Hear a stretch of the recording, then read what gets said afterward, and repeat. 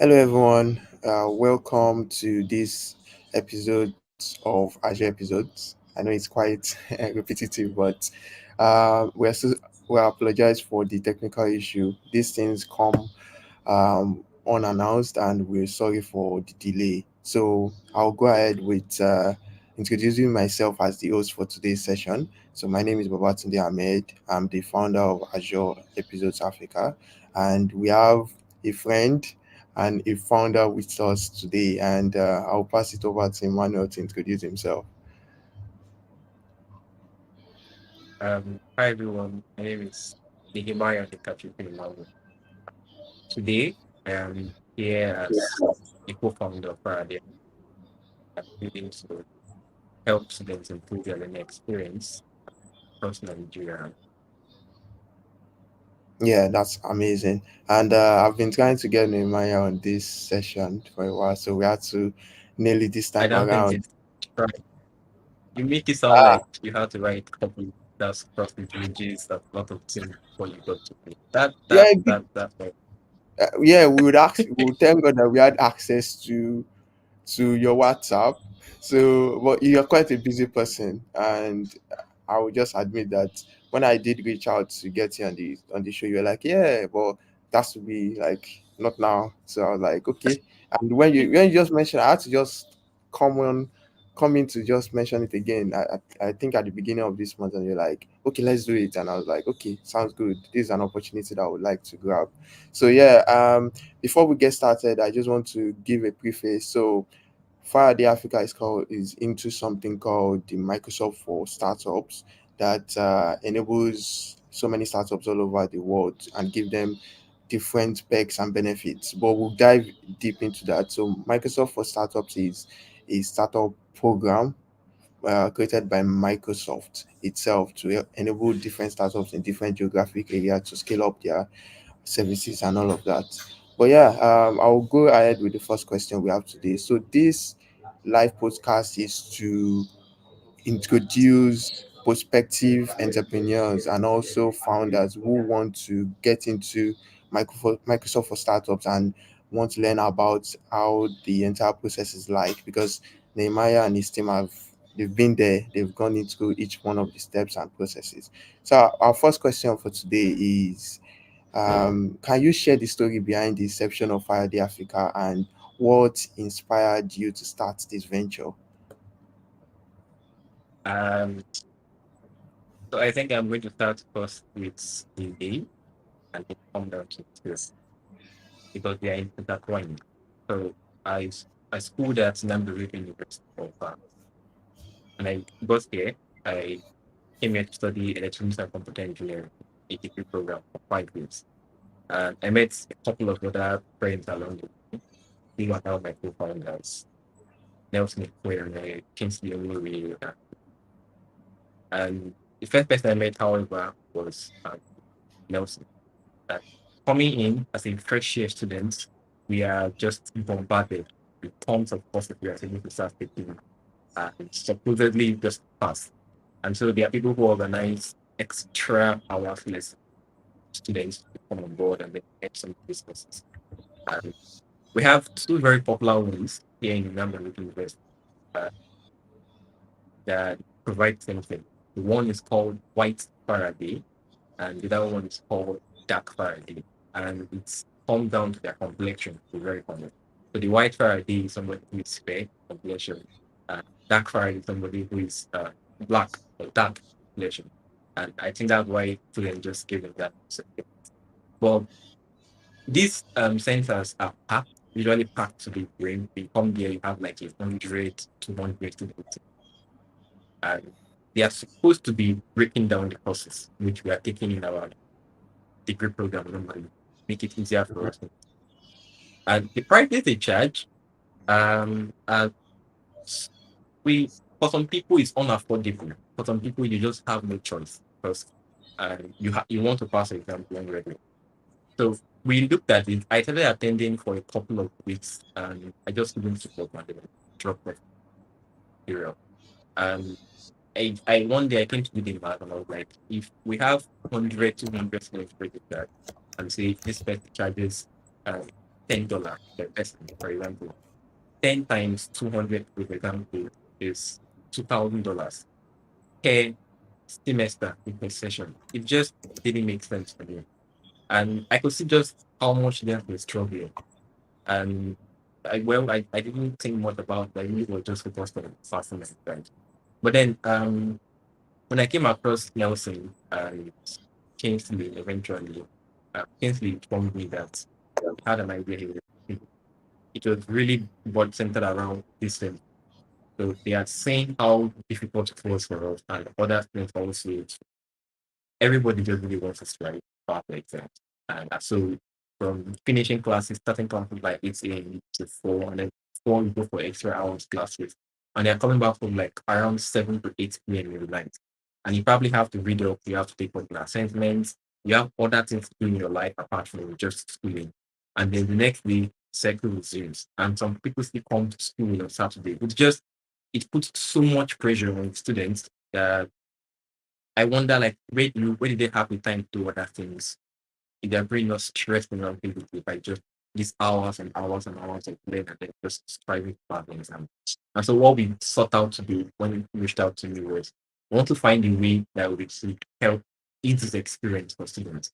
And what we initially said that was build on the exact same structure we had for this extra hours lesson, which is take the courses that we are currently offering in schools and then break them down and have that available in the platform so that students really do not need to sit after classes and go for extra hours classes. Instead, from the comfort of their homes on their devices, any device they are in actually, they can just take these classes, take this course on the platform. So that was the initial model we started with. And then for a name, we decided that since we said that we had white Faraday and dark Faraday, and Faraday was really popular among us engineering and then science students, we decided to just settle with Faraday and went with Faraday after since we're looking at expanding it not just for students within Nigeria, but so that this affects not just Nigeria but other African countries. So we decided that let's keep it as Faraday. That was what we and so our initial model was built on that. Take these courses we have, simplify them down into bits and pieces in such a way that it's easier to understand, like side courses in 5 minutes, just explaining one topic, and then we do that for each topic we have in the course and explain that. And I think it would have worked well. Well, we came to realize that that was a lot of effort. That was a lot of things we had to do. And given the state we were at, it was going to be almost impossible. So we worked at this for a couple of while. We got students who were very knowledgeable in certain subject matter, got them to set up recordings to have them teach these courses, record them, and then started building the platform to do this. But then we saw that if we have to do that, we cannot cover the entirety of the courses for all the students in just one university. We cannot, it was even quite an effort to make it up for just one department.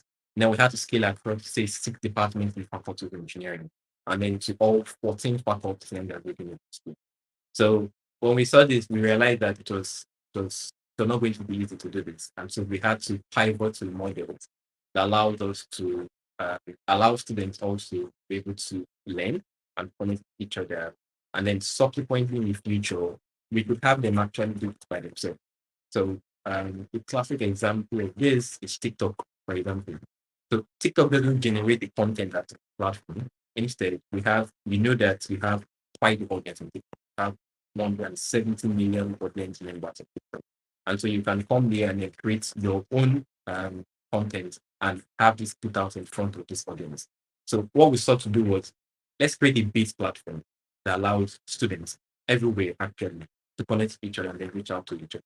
And then when you do this, it's set the foundation, the bedrock for new tools, new innovation to come up on it. So from there, eventually we say we want to release this platform. We can have students who want to create these courses on what they're going to be about. Do that and then say that and instantly you get it in front of thousands of other students who will be taking that paper. So that's the model we come to. That was correctly. I think that's really more than just Amazing. I mean, you work it down to the most basic format of how the genesis, like how you work with Nelson and the problem, and how you scale from a particular department to multiple departments. department. Yeah. And I remember that time that you started, and I reached out to you about it. Like, I love what you're doing at Faraday. Then you're now looking at how you could scale out to other schools. I think that's brought about the database of Nigerian schools that we couldn't find it online, and we had Yeah. to go to like different school websites to look at the faculties and the number of courses. Yeah. Yes. So I didn't touch on that, but I think that would be part of the process. But I think it's so the key milestone we had to meet, because if you want to bring students together, we need to make sure that first this platform is strictly for education. So we have other social platforms where we can come together and make sure that we are focused on education. And that means we need to find a credible way to verify or collect information, know where you're coming from. And what we want to do was find, we cannot ask people to manually enter their school or their faculty or their departments. It's going to cause inconsistency that we collect. So we had to find a way, and we eventually came to realize the second problem. I mean, we didn't see this one before started, but the problem is we have inconsistent or lack of reliable data about our educational system in Nigeria, and it's affect us down to how, for example, bills are made, or how forms are appropriated to invest, because there's inconsistent data, for example, about just the number of students who are in tertiary institutions in Nigeria. We don't have an exact figure. We don't have a recent figure right now to say uh, in 2023 the exact estimate we have of students in Nigeria. And we realized that this was also a huge problem.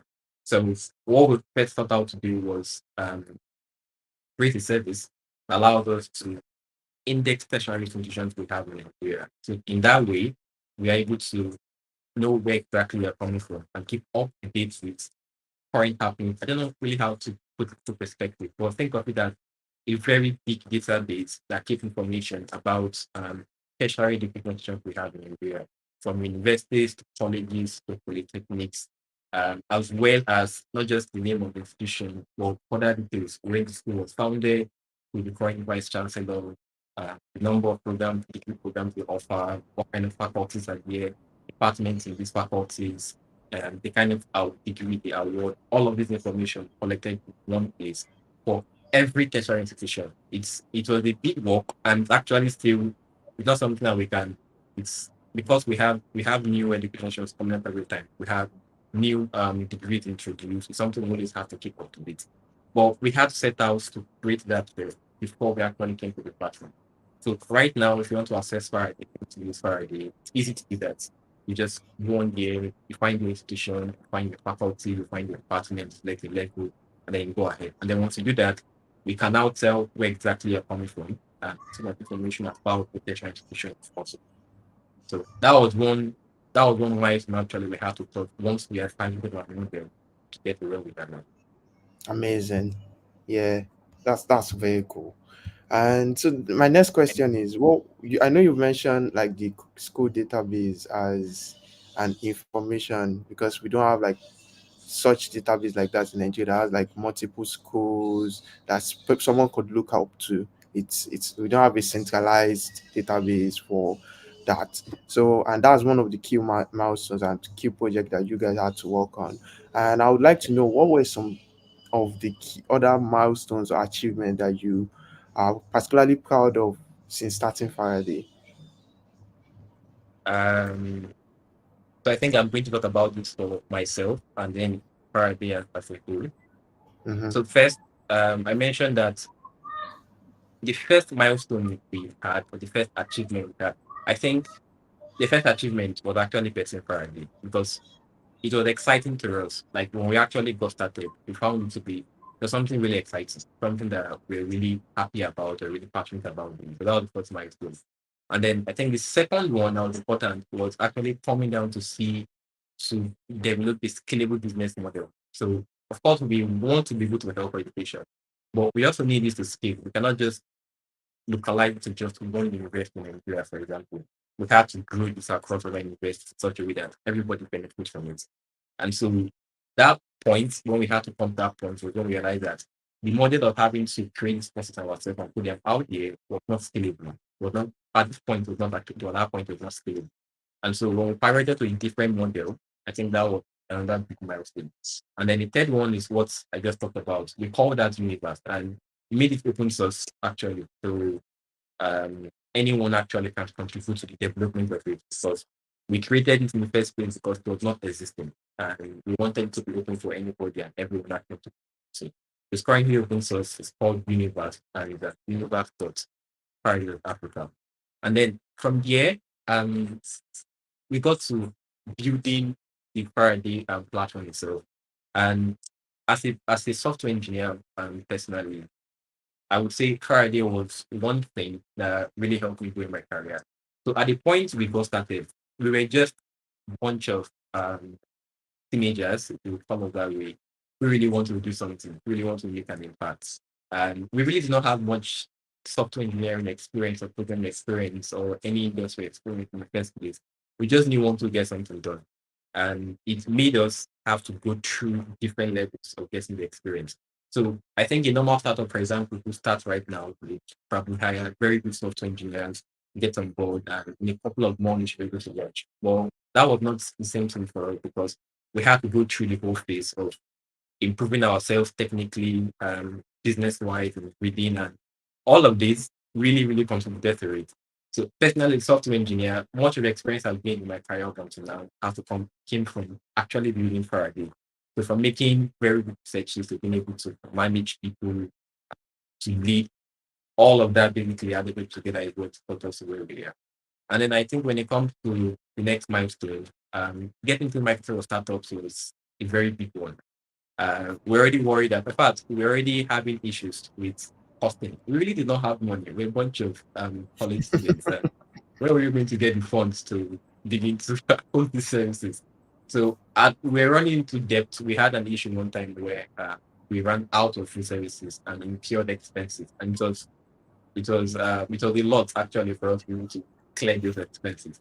So getting to the micro status program was the another huge milestone. It's really gave us confidence knowing that now we have the partner, like so we have access to tools and resources that we can use to build them for the next 3 4 years. So that was on that very big milestone. But I think next now to come to working with people. So there's only so much that we could do by ourselves. We had to open it up for that people to come on board, work with us. People who want to get to work with us and do this. So that would be different another milestone we had to get to.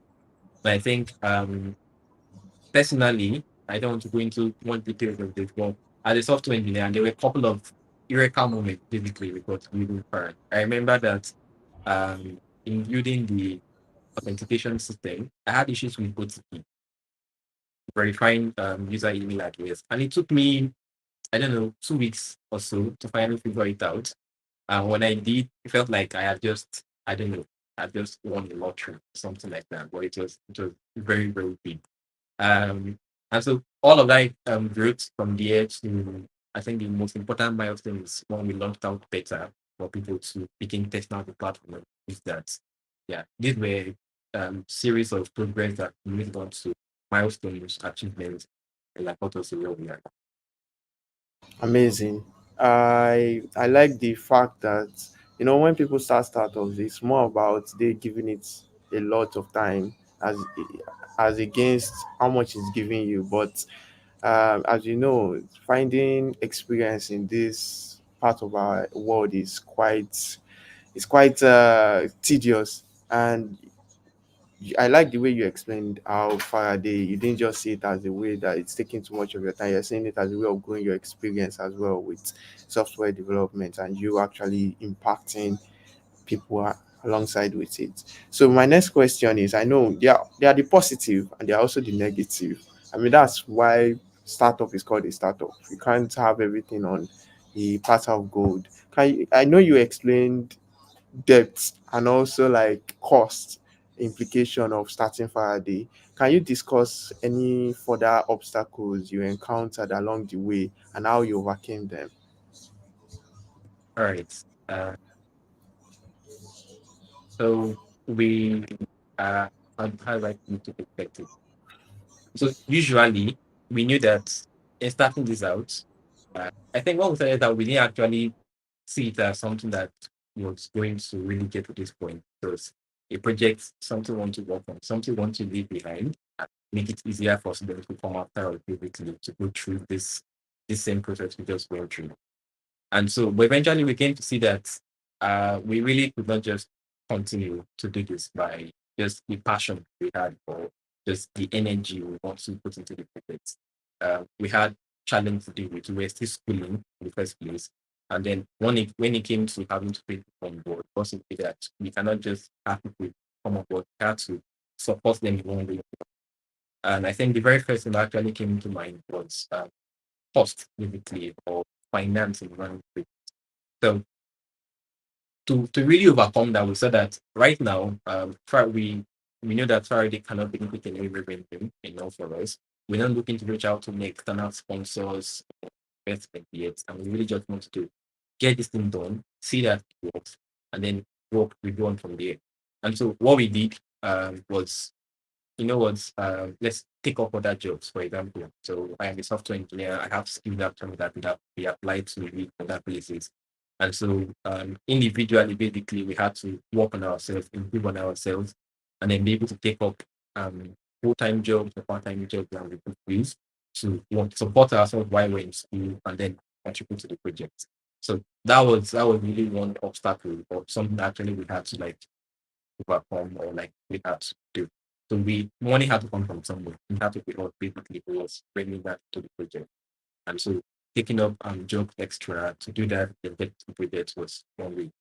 And I think the next thing had to do with when we want to open up for people to volunteer to work with us, I found it difficult because um I don't at that point I knew personally if I was very interested in something, I could easily volunteer my service in the year without having to expect pay. But I did not know how to present that to other people. So I really did not know how to have the space to talk to somebody. Hi, we are building this and we want to see if you can come and join our work with us for free. it was hard for me to do that. And it's still very hard for me to do that right now. So um I had Kingsley who is really very good at people management, be able to explain that. So he's very good at basically relating that down to people and explaining, having them buy into what we are building. So if they are passionate enough, if they see what we can see in the project, um, then they were bored. And then what we have to basically was make sure that we give them the right environments to do, find place actually to do as in your own career, as well as give them support that we in any way that we can. So these were some of the obstacles I know that I really faced apart from having technical challenges. I don't know if you want me to go into technical challenges or to just generate Yeah, experience. if you could touch some of the technical challenges, that would be good. Yeah. Okay. Okay. So as I mentioned, Faraday again contributed to majority of my technical experience. So in every step of the way that we had to go, I had to force myself to do better, to improve, to increase. So for one we had to work on notification, for example, enabling asynchronous real-time notifications. I had never done it before in any way.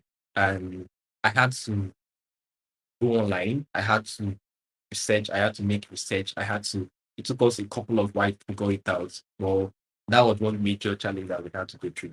So I work on the back end, for example, starting out, Kingsley worked on the front end. So we somehow make up a whole full stack team at Faraday. And in having to navigate that it was quite an issue. So next thing we came on board was if we are going to use asynchronous services, then we need to use a background worker, having to integrate a background worker into Faraday. There are a lot of there are a lot of technical challenges actually that I had to overcome personally, and we the team basically had to overcome. So, but one particular one is the one I just mentioned, notification. So both across backend and front end for something that previously we had never worked on. We had never had experience on something like this before. And we had to do it for the first time. We were not going to get help from any other place and really just had to figure it out ourselves. And then we came to on the back end where I work containerization. I saw that it's best if we apply containerization to deploy the service. And I had never worked on organization before. I'd never used Docker at that point. And it's something also that I had to learn. And I think one last one, I just remembered it right now, and then I thought it's yeah, I can't I think it just came to my head right now. And then Yeah, it's quickly fine. It's fine. yeah. I think I It, resonate with. Yeah, you can go ahead. You're about to say something. yeah, that is I said in conclusion, these were like the challenges that we faced actually in getting up to Yeah, I think I resonate with when you mentioned how you can get people to volunteer for your project without paying them. I mean, when we started Azure episodes, the thought was that I can't do everything because I also had to grow in my own career and my own personal growth. So I was like, how do I convince people? And one of the things I think God has blessed with or things I've been able to develop was how to reach out to people shamelessly. And I just reached out to a couple of MLSs in Kenya, and I was like, why don't we just start this thing? And I'm not, the fact was that there was no pressure. I do tell a lot of people when I'm not paying you for something because life is already so tough. We already have like our daily bills. But if you, I just need communication. If you can communicate with me and we just take things up from there. And that's how Azure episode started too. So yeah, I can resonate very much with going to convince people and tell them that there's no money, oh, but I think that you're going to develop in your, and if you look at it, in each one of our personal development, we've grown drastically since when we started. I think it's something that's why I still continue doing this because it's not about, yeah, money is important, but it's not about the money for me at that particular point. It's about me developing in my career and all of that, and getting to meet a lot of people. I can't even talk about how many people that I have been able to, network with and all of that. So I'm jumping to the next phase of the question, and this is particularly on Microsoft for startups because a lot of people, when they hear the word Microsoft, is flashy, but the Microsoft for Startups is a program that has greatly contributed to Faraday's Africa. Um, should I say, I wouldn't want to say success, but I would say technical success. But so I would like you to give the audience a little bit of an insight on how Microsoft for Startups has contributed to the growth and success of this Africa. all right. I think I'm going to start out by saying that without getting into the micro startups program, uh, there'll be no Faraday as it currently is. Again, we starting out, we did not have finance. We did not have. It was difficult actually to keep up with costs, and we had to really rely on services. So I remember in particular, we started posting on DigitalOcean first, and then DigitalOcean discontinued their free trial. And then once they did, we ran into a very next lesson without even realizing it was so we look for it. We had to like quickly find a way to resolve that. And the next question had to do with where are we going to post our services. And I think that was when Microsoft Startups came into the picture. I went online to check this and then I heard about Microsoft program and went on to apply. And it was surprisingly very quick, very easy. And then when it came, it was a very happy news actually with the whole thing. So you just have to apply with a LinkedIn profile. I used my own LinkedIn profile when I applied for it, give information about what my startup currently does. And we got in at stage two. So there's stage one ideation, stage two means you're already building. And it was just that it's so immediately we had access to tons and tons of services. It's every month basically. For example, I get updates from Rector's program with the finance of new additions, new benefits, and it's something that's always kept on like that. Personally, I felt like I have grown on the journey with the startup program from when we joined up until now, and it's been quite a while. So for example, our services are hosted on Microsoft Azure. All our services are here, database services, our message broker, almost everything we do basically is rooted on Microsoft Azure. So it's really giving us support. In addition, in having to talk to people, for example, or pitch this to people, it helps actually to say that you are backed by the micro startups program. I think it's a very, very big flex actually when mentioning that. So knowing that you have the support of Microsoft, you know, the services you have to use Microsoft, so really good. So the GitHub enterprise plan we have to use, for example, it just give you subscription, so subscription plan. Well, Microsoft Azure has really been the biggest benefit we've gotten from the partnership program. Um, our services are used here, and personally, I try to do the calculations one time. If we had to pay basically for all the services we are currently using, we won't be able to afford that cost. And another thing it has done is help us to grow in the right direction.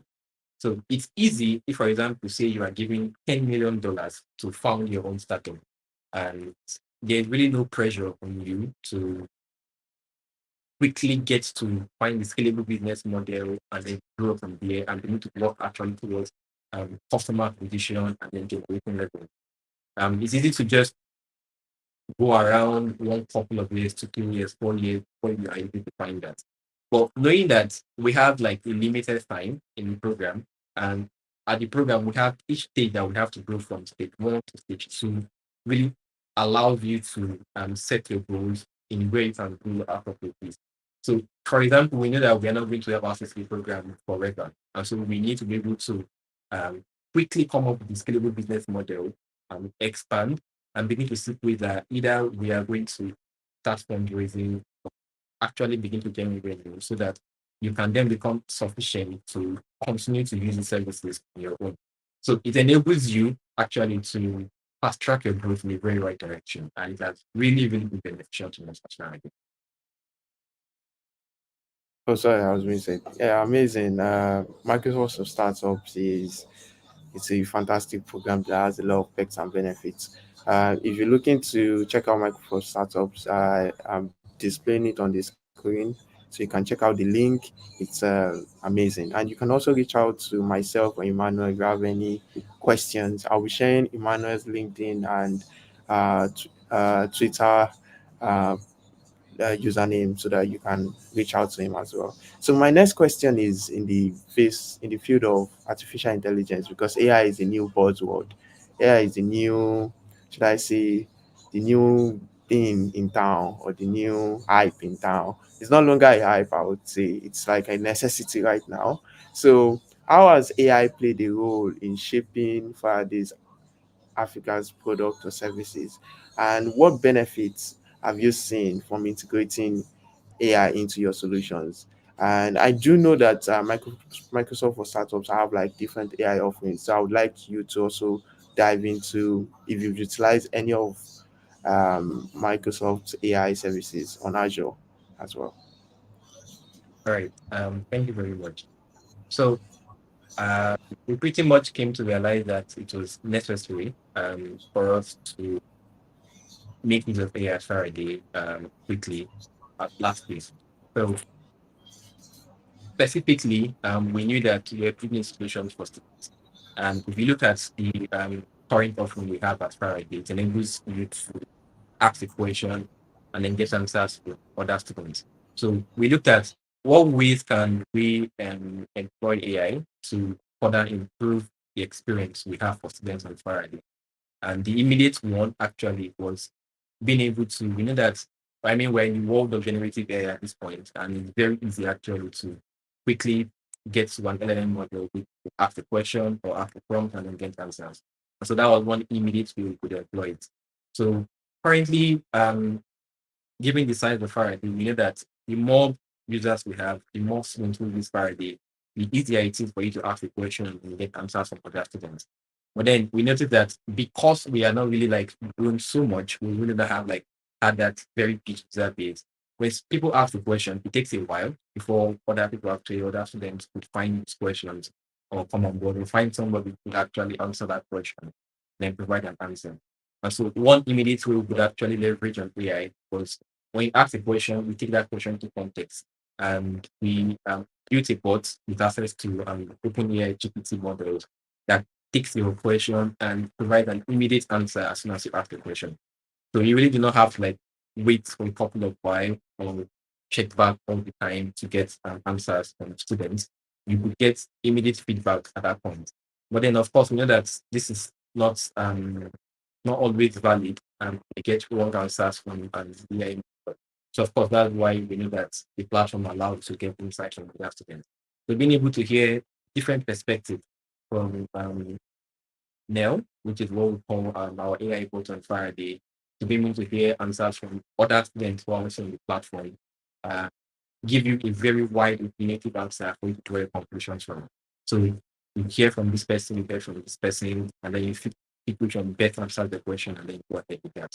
So that's what we immediately offer right now. We have other services in the box where AI is really going to be beneficial. Um, I think I'm permitted to share some of them here. So we are talking about connecting students, and currently we are working on building messaging to allow students to actually directly reach out to other students on the platform. And if you take an example of a question like asked on Friday, you ask the question, you have Neil give you an answer, you can further interact with Neil, write a reply, and then to reply. But then if you want, you can take that you're working on, for example, taking that answer and then continue in a private conversation with Neil. So that then brings context into the question you ask, the answer Neil provided, your own follow-up, and then you can just continue having private conversation. It forms of like the history of the conversation. If you've used ChatGPT, for example, where you have like your question, ChatGPT answer, followed by that, you can just, once you take that, it forms that kind of history chat, and then you can continue conversing based on the context of the question you just finished asking. So that's one way we are looking to further provide better experience to students on the platform and using AI. And then specific, Microsoft startups provide access to OpenAI APIs. It gives us access to $5,000 in credits. That's a whole lot to make use of. So we are making use of OpenAI GPT-4 models to power AI services at Barry. Amazing. I like the spoiler a lot. Thank you for bringing that into our platform. So it will make a lot of people to subscribe. Yeah, thanks for bringing this. So if you looking to get some more spoiler a lot, subscribe into our platform. We are bringing lots. Yeah. So my next question is, how do you ensure ethical and responsible use of AI within Faraday, especially regarding data privacy and fairness? Oops, that's really the big question when it comes to having to use AI services. So personally at Faraday, I think personally, I mean from my own point of perspective, building Faraday, I am a very big fan of data privacy. I use Firefox because I'm concerned about data privacy. I use Bitword too much detail actually. But I am a very big fan of open source applications and applications that prioritize data privacy. So I knew that that is something I really want to bring to into Faraday and being able to protect user data. So when it comes to the ethical and responsible use of AI at Faraday, first, we actually make sure we make the best use of encryption services to make sure that information we use on the Faraday is only look out to the user who's making that information. So we're making sure that information we use, AI services, that we use are ethical. In first, we make you aware that the answers or the responses you may get from using AI services like Nemo and Faraday may not always be correct. So that's one way upfront of letting you that these are AI bots. You can always trust or rely on the answers you get from AI services like this. So in other ways, basically, personally on our own services on the back end, we take into account different uh, employment method basically to make sure that user data are secure and are private. So I think that's the best reaction I can give an answer to the question.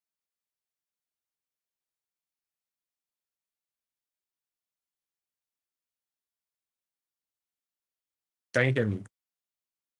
Yeah, I can hear you. I'm muted. Sorry about that bit. So yeah, thanks for giving insight into that.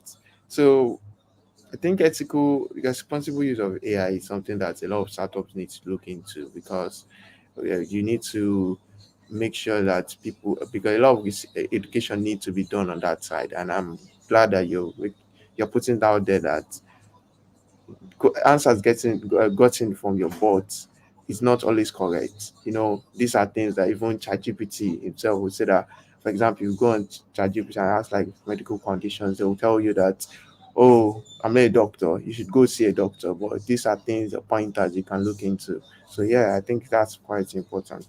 So my next question takes me to my next question is, for startup or businesses interested in leveraging AI tools on Microsoft Azure, what advice or recommendations would you give based on your experiences? Mm.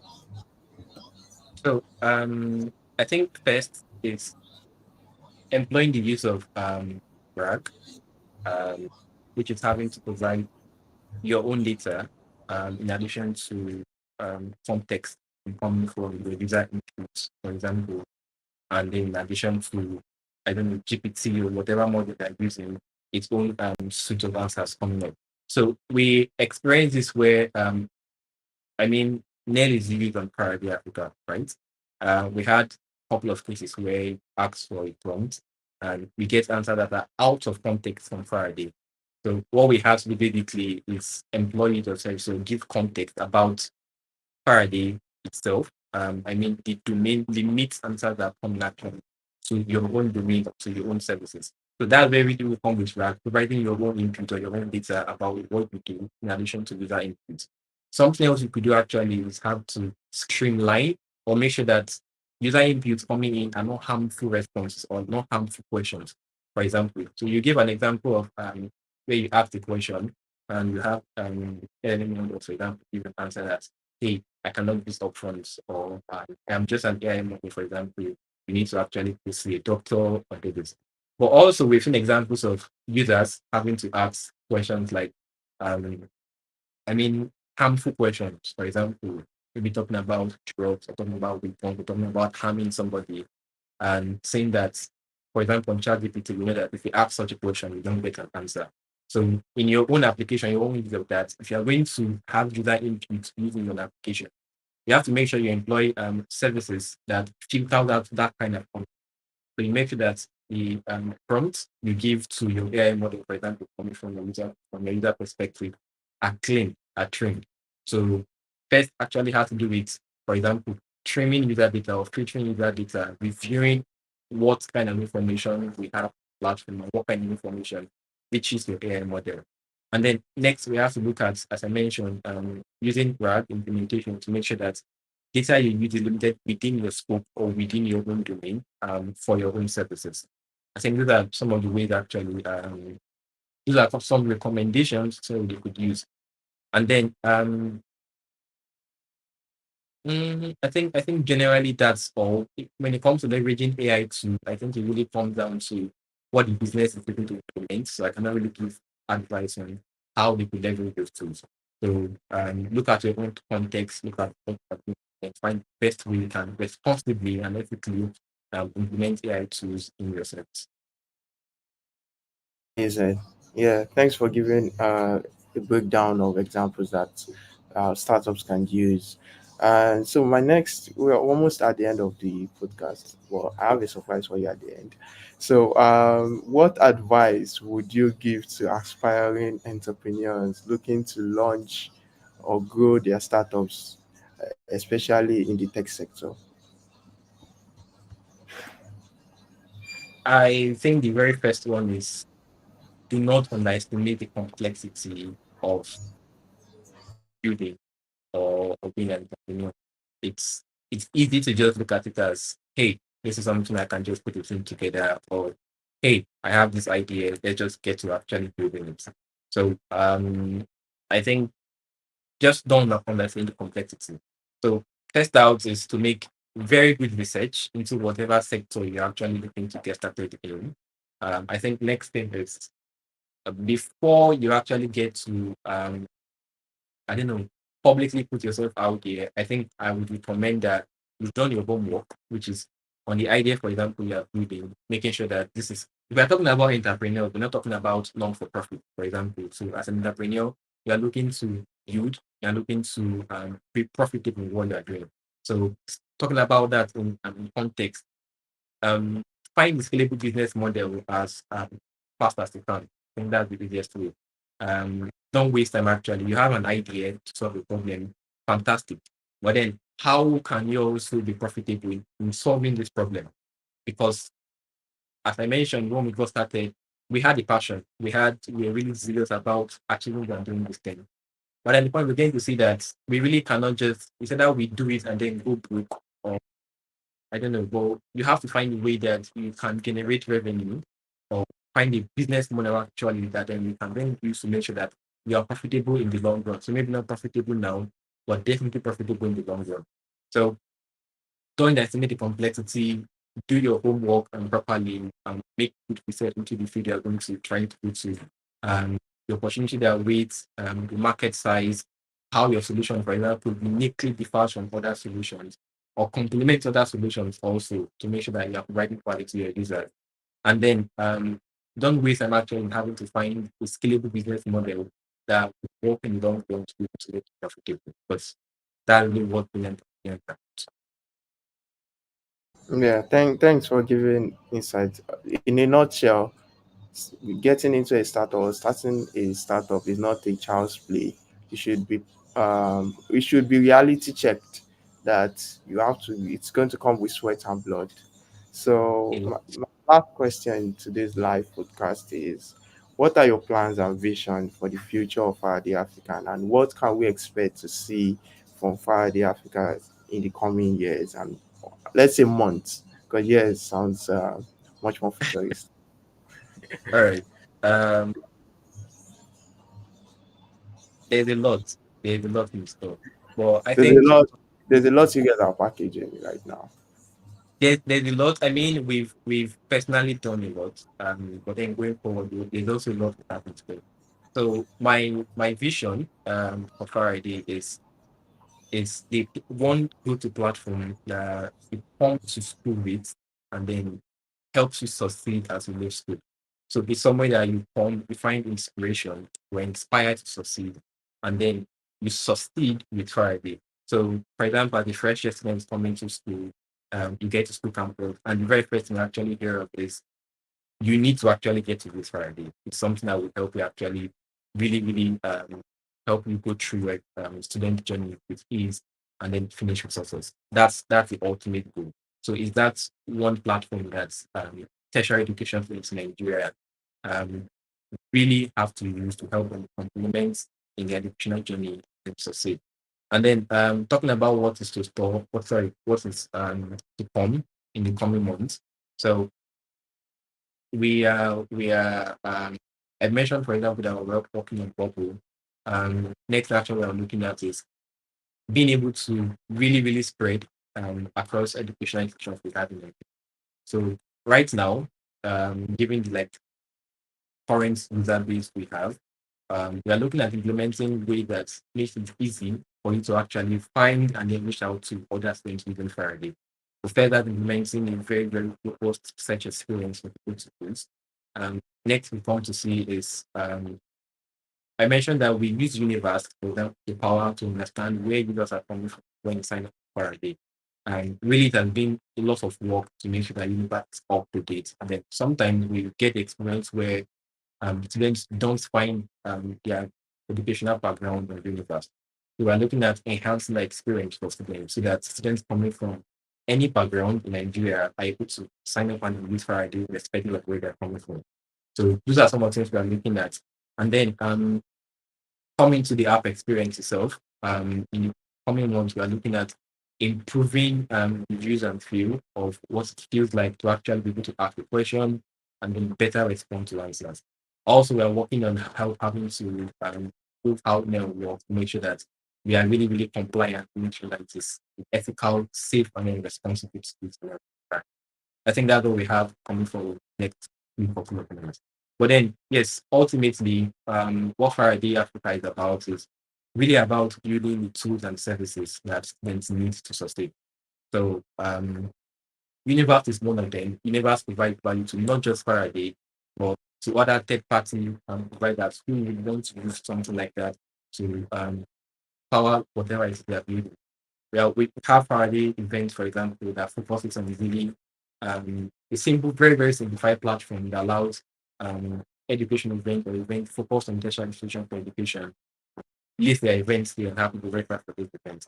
So it's really about any way that we can contribute to helping students succeed.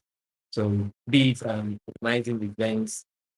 Since Faraday started, I think it's yeah, it's very, very safe to say that we've held about 2 dozen events that are really focused on helping students grow and succeed in their educational careers. So in education, in what they are doing, everything about that basically is what Faraday. Amazing. Thanks for giving insight. Thanks for honoring our call to have you here. Like, I really it's appreciate the yeah, insight I've gotten so thank far. you. So if you guys are looking to follow Emmanuel on Twitter, dropping his Twitter handle. I think I dropped the wrong one earlier. So this is Emmanuel's Twitter handle. I'm about to get his LinkedIn um Yeah, it's profile. just linkedin.com/in/devgenix. You just need to find me with devgenix everywhere. And that's how it looks. I really forget that to that. Yeah, so my last question was this is outside the podcast. Why DevGenix? I've been looking because I've been friends with you for more than 2 years now. I was like, DevGenix sounds more robotic, and you're not a robot. Does it? It really sounds robotic. I really didn't know Yes, that when I was actually looking at it. So it sounds robotic. I think I don't know. I can't remember the exact year I began doing the journal, but I think I'll take it as 2020. Essentially, I was looking for. Okay, I think it came from a very humble realization. So my name's Nehemiah Nekachukwu Emmanuel. Well, before I began answering Nehemiah Nekachukwu Emmanuel in I previously used to answer just Nehemiah Emmanuel everywhere. And then this one time, I've never really heard anybody answer Nehemiah as at when I as at then basically, and I really thought it was a very very unique name. So one time I want to see what my public appearance was on the internet, so I went to Google and I googled Nehemiah Emmanuel, and to my very humbling surprise, I found tons of Nehemiahs and Nehemiah Emmanuel, and I was like, I felt betrayed by my name that it was not as unique as I thought. So I knew that I had to find a way to make it such that you just need to find one name and I use Yeah, that name across everywhere, something that was unique for me to use. I So guess first you've step done in doing that. that was, yeah, I said, I guess you've done that. DevGenix is quite yeah. you. So I can't remember where Devin came from, but I made use of a lot of tools. I brainstormed on a lot of names. Um, there was I can't remember the draft I had, but when I set it on DevGenix, I went on to check and saw that it was not existing anywhere else. So I just went for it. So currently Wow. that's my username across every social media platform I use, and it's just easy to find me by that. So if you Google DevGenix, for example, now, all you're going to see is Nehemiah Onikachuku. And I think I've really achieved it. I'm happy about I that. guess I'll create my own Bab mix, or because my name is No, not you today. don't really have to use. You don't really have to use the link. I mentioned that sometimes when I went to GitHub, when I first used the username on GitHub, I was the only person using that. But then the Wow. following year, I went on GitHub and saw somebody who was using DevGenic with another X added to it. And I was like, okay. And in the third year, I had somebody else who was using the same name, but I think with the DevGenics. Like, Wow. yeah, The just different only names. Dev Jennings. They're like, no, no, no, no. I am the Dev Jennings. Why you are like Dev Jennings? Wow, No, that's no, no. cool. I mean, the name is cool. So I did mention I have a surprise. So I'm going to share my screen right now. So this is Faraday's Africa, and I was going through the website yesterday, and I saw little Emmanuel with his team. I think Where this is about page. You are on about.fire.africa. Yeah, this was yeah, really first page we created when we started Faraday before we pivoted actually to the new. We did that to really new page. And then we kept this to be about to really tell the story about how we started and what's from Faraday. So yeah, I think you I can go mean, ahead and I just wanted to play some of the clips. It's really it's exciting. It's 5 minutes. We're not going to go through everything. So Yeah, I've five dropped the minutes. link to the website if you want to check out how they came, their Similar story and way all of that that. This I think this this Kingsley, right? side of the field we Yeah, get this to Kingsley. enjoy. Wow, I've not met Kingsley I can before. literally remember how proud I It's was of amazing myself to see winning my how last jam the at journey 18 in started. my And cousin now these people post are big season people push now. for They're his like final. amazing people. Just only to Like, come and yeah. So I'll I think stop I'm just now. sharing a link. It's about Friday of Africa. If you really want to just learn Yes, about. I am sharing that right now. So if you want to check out the video, I'm putting it in the chat right now, and I'm going to display it on the screen. So it's I would say that I'm happy because I when I first reached out to say what you guys were doing, I was like, okay, and this is really good. And now you guys are like the pioneers for Microsoft for startups for we MLSs around the world.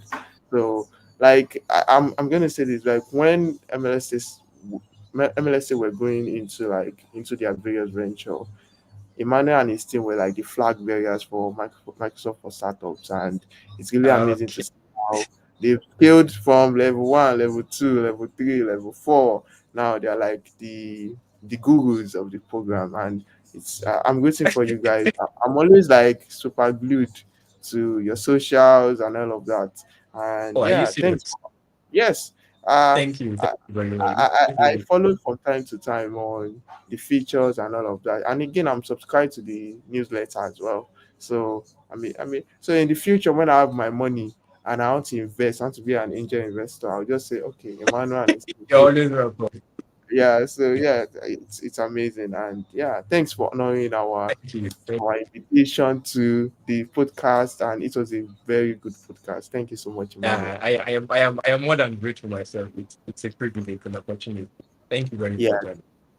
Yeah, thank you. And for everyone, thanks for joining in today's episode. Yeah, everyone, And and thank you for listening. I guess this is the second one we're having this year, and I'm really, really pumped to see some of the live workshops that we'll be having for the rest of the year. So now we are all gassed up. I wanted the first two episodes to be about roadmaps and startups. Now we're going into like workshops and thereabouts. Yeah, thanks, Emmanuel, for making it and honoring our Thank invitation. you. I'm looking forward to actually seeing more of this announcement of this year. Yeah, Thank you very yeah, much. thanks. And bye, everyone. Bye. Bye. Bye.